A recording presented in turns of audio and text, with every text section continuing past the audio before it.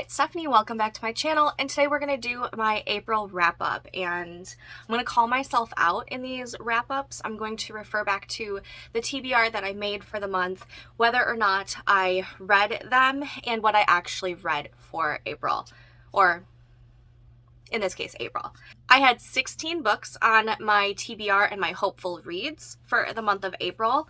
I think only 7 of them were for the prompts that I rolled for my April TBR game.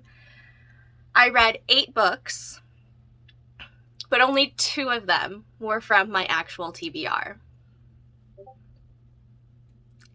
I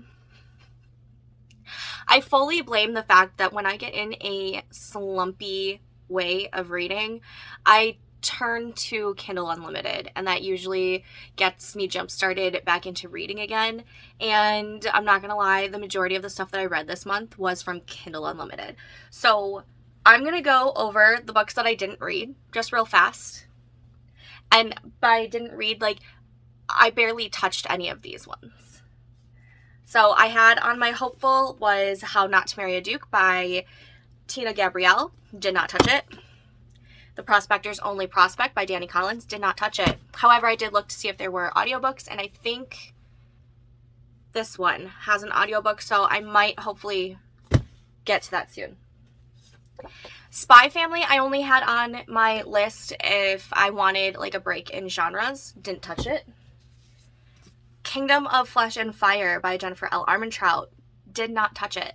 I do want to do a spoilery reading vlog with this one, so hopefully I can do that soon, but I'm not sure if I'm going to do it in May, since I have already picked out my May TBR and hopefuls, and I'm going to try and stick with them. Breaking All the Rules by Amy Andrews. I did touch this one, and I was going to read it, but the audiobook wasn't available to me on Scribd until the end of April, and then I got super busy. But I did touch this a couple of times over the month, and was thinking about reading it at one point, read something else, and then when I saw that the audiobook would be available at the end of the month, I was like, oh, I'll put this towards the end. Yeah, I didn't touch it after that. The Widow of Rose House by Diana Biller. Did not touch. I want to read this, though, so badly. A Lady for a Duke by Alexis Hall. Again, did not touch. Always Be My Duchess by Amelie Howard. Did not touch. And I love Amelie Howard's writing. Like, I've loved The Beast of Bestwick, the My Darling Duke. I haven't read the third one in that one, but I've loved almost everything that I've read by her. Payback's a Witch by Lana Harper. I did touch this a couple of times, and I'm not sure why I didn't pick it up. Legends and Lattes by Travis Baldree. I did touch this quite a few times. However, when I wanted to read it, it was closer to like my bedtime and laying down, and when I do that, I read on my Kindle, and my library didn't have the ebook for this, and I was not paying like $11 for an ebook, so I pushed this one to the side. I am waiting for this to be on, up for, I have it on hold at my library for the ebook, just so that I can use the ebook when I'm in that mood, but I'm hoping to pick this up before I'm even allowed to get the ebook. I just have to do it during the day. It's been a month. Museum of Magic by Beth Revis. Did not touch it. I still don't even know what this is about. I did find out, though, that it's a YA, and I think that might have been why I pushed it. Just because I haven't been in the biggest YA mood lately. Ninth House by Leigh Bardugo. I still have my bookmark from when I started reading this in January. Still have not picked it up. It is on my hopefuls for May. Hopefully I will get to it soon. What Lies in the Woods by Kate Alice Marshall. Did not touch it. Almost did, but didn't. And The London Seance Society by Sarah Penner. Did not touch it. And I really want to read this. Like, I feel like it gives like the vibes of like the Diviner series, and I loved the Diviner series, so I don't know why I didn't touch it, but yeah. So those are the books that were on my TBR that I didn't read. So let's get to the books that I did read. Island Affair by Priscilla Oliveras. I gave this 4 stars. I really liked it. I enjoyed the character building of Sarah and Luis, and I loved the fake dating. I just feel like the ending was a little rushed. Like, by the time that they, like, after the 3rd act break up, and they finally, like, get back together and everything, it's just they're back together and there's no, like, screenshot into what their future was going to look like. Like, it's still, like, a 3-hour drive away from each other, so it's somewhat long distance, and there was no snapshot as to what their life looked like after they stopped being stupid and got back together. So I don't really know what's happening, and I did dock it for that. But I did really like it. I liked the writing. I am looking forward to picking up the next one in this series, which I think deals with his brother Enrique. I'm not sure. And then I did read A Kingdom of Stars and Shadows by Holly Renee, and I liked it, but I didn't like it as much as I was hoping to like. I gave this 4 stars, but I felt like it was very insta-lovey, and it took me a while to get through this because of it, and it's a very short book. Like, it's only 200 and something pages. So I liked it. I will be continuing, but it didn't hit the expectations that I was thinking it would. And then I also read Satisfaction Guaranteed by Corelia Stutz Waters, and I liked it, but it was just okay for me. Like, it wasn't something that I feel like I'll be rereading. It was interesting in the fact that they worked at a sex shop, basically, and you don't really see that a whole lot. At least I haven't seen that a whole lot in books. And I did like that it was a sapphic romance, but I feel like I've read better sapphic romances than this. I will be looking for more books by Corelia in the future because I feel like there's potential for me to like her books. This one I just thought was okay.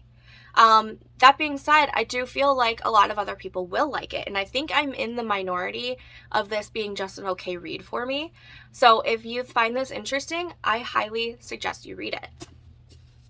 So the rest are on Kindle Unlimited, so I don't have like physical copies of them. The first book that I read was Beauty and Darkness by Elizabeth Briggs. I really liked this one. This one was about 2 warring kingdoms. I don't remember the names of the kingdoms, but it was Princess Rose and King Wraith, and it's basically a political arranged marriage in a way. Rose marries Wraith to save her people and her kingdom, and essentially her sisters, so that her sisters could find the love that they wanted to. And so she sacrificed herself, and ended up falling in love with Wraith, and the story was good. I think I read it in maybe 1 or 2 sittings, and it did feel a little YA-y, but it was nice to just read. It was entertaining. Like, it wasn't like the best thing I've ever read, but I did give it 4.5 stars just purely on the entertainment value that it gave me. The next book that I read in Kindle Unlimited was Mile High by Liz Tomford. I did do a deep dive reading vlog into this and explained my whole reasonings of why I docked this down a little bit. For me, it was a 3.5 star rating, I believe. And I think on Goodreads I'm going to give it 4 stars just because the issues that I have with the book are purely a me problem and not a book problem. It's just a me problem. This is about Sanders, who is a professional hockey team on the Chicago, I almost said Blackhawks, but that is not the case. That is the actual team name. The team name in the book is the Chicago Raptors? Was that it? I think so. He is this typical playboy, bad boy persona, and inside he's got like the heart of gold. And then there is Stevie's, Stevie's. Then there is Stevie, who is a flight attendant for the Chicago Raptors, and there's this forbidden romance between them because she technically works for the team, and so it's a workplace romance in a sense.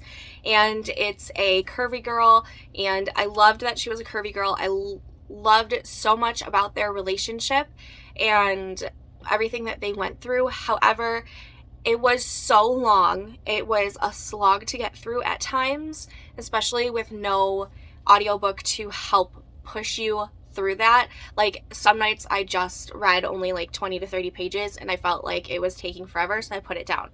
So it took me a while to get through, which was one of the reasons why I docked it. And I just couldn't get my head wrapped around a couple of the things that I know about, like the whole Chicagoland area. And so again, the 3.5 stars is because it was a me thing and not a book thing. But I did really like the story. I loved their love story, and I understand the hype around this book. The next book that I read was Flawless by Elsie Silver, and this I gave 5 stars. This is the first 5-star book that I have read all year long. There have been so many close contenders of being 5 stars, but nothing really hit the mark until I read this book. This book was just, it was its title. It was flawless. I loved it so much. It was a cowboy romance. It was a sports romance, and it was sort of a forbidden romance in the sense that she is the daughter of his agent, I believe is what her dad is. And so like there was this kind of there was this sense of forbiddenness because of that, but it was so beautiful. I loved it. I loved it so much. Their romance was beautiful. I cannot wait to finish this series, and I'm probably going to be picking it up real soon. The next book that I read was Right Man, Right Time by Megan Quinn, and this was another hockey romance. Apparently that was the theme for April. And this, I think I liked a little bit better than Mile High, just because I didn't have the issues of what I had with Mile High. But I think I liked the characters better in Mile High than in Right Man, Right Time. So this one I gave 4 stars. It was fun. It was a fake dating romance, and I think she's a journalist major, and she had like an internship at this, I think, not newspaper, but like, I want to say like it was like a digital type of newspaper-y thing. And so she goes into a fake relationship with the hockey, I cannot think of their names right now. Why can't I think of anyone's names? Anyways, I can't think of their names right now, but it was also, so it was fake dating. It was age gap because the hero was 10 years older than her, and it was a hockey romance, and it was a lot of fun to read. There were parts of the heroine's character that I just didn't really care for. That being said, it was still a 4-star read for me. And the last book that I have read in April was King of Wall Street by Louise Bay. And this was another workplace romance. So the theme of April was workplace romance and hockey romance, or sports romance, because Flawless was a sports romance, but it wasn't hockey, it was rodeo. But anyways, King of Wall Street was a workplace romance, a single father romance, and I really enjoyed this. So yeah, King of Wall Street was another 4-star read for me. So all in all, April was not a terrible reading month. I think my average star rating was like 4.1. And I read 8 books, and I believe, according to my Notion notes, that was 2,975 pages, which I think is the most I've read in 1 month so far in 2023. Both in book amount and page amount. And I'm not mad about April at all, because I was reading, I think I read almost every single day except for 1 or 2 days that I missed. And so that was really nice. And then it felt good to be reading again. Granted, I didn't hit most of my TBR, but you know, what can you do? Out of the books that I read, I did go ahead and see if they matched with any of the prompts that I picked out, and I was able to do 5 of the 7 prompts.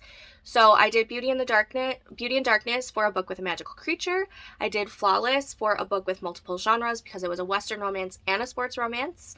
A book set in a warm region I did with Island Affair. A fantasy I did for A Kingdom of Stars and Shadows. And read a sequel / next in the series was Right Man, Right Time, since that was technically the 3rd in that companion series. So all in all, I feel like April was a pretty good success. But I did have to call myself out on not reading the majority of my TBR. But that's a problem for future me. So let me know how you did in April, what you read, what was your favorite read of April. And if you watched this all the way to the end, please go ahead and put a purple heart. Purple is my favorite, well, one of my favorite colors. And if you like this video, please give it a big thumbs up. It does help me let me know that you like this kind of content and that it helps the algorithm so other people see it. And if you're not a subscriber and you would like to be, please go ahead and smash that subscribe button. I would love you forever for it. But until next time, talk to you later.